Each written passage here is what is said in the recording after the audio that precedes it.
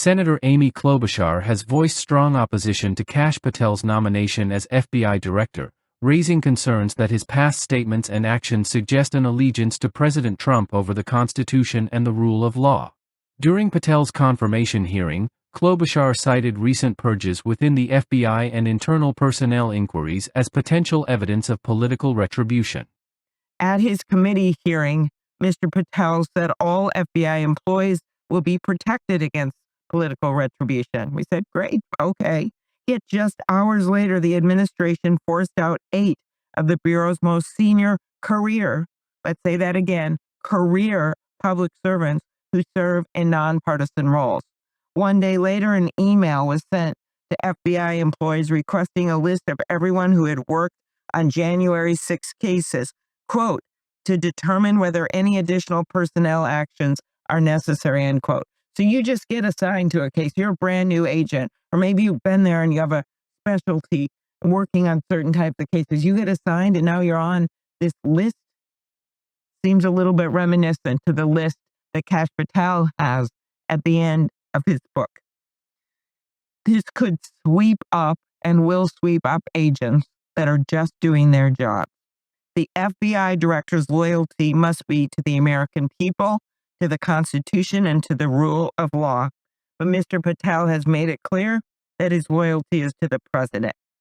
He has threatened to come after, those are his words, in the past, the president's critics, not just in government, but in the media.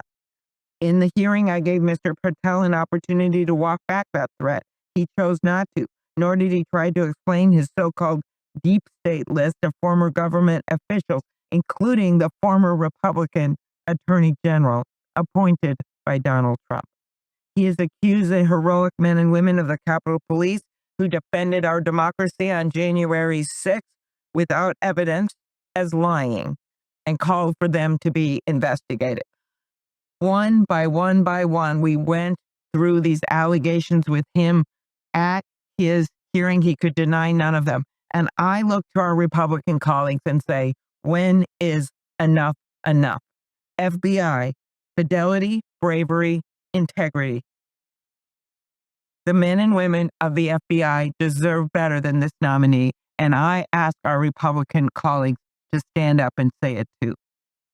The FBI director's loyalty must be to the American people, to the Constitution, and to the rule of law, but Mr. Patel has made it clear that his loyalty is to the president, Klobuchar stated.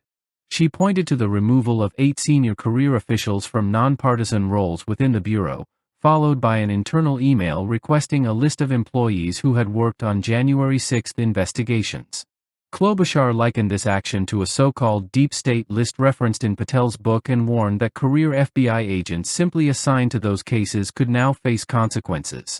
This could sweep up and will sweep up agents that are just doing their jobs, Klobuchar said. She also accused Patel of threatening to come after critics of Trump, including members of the media, and of making baseless allegations against Capitol Police officers who defended Congress on January 6.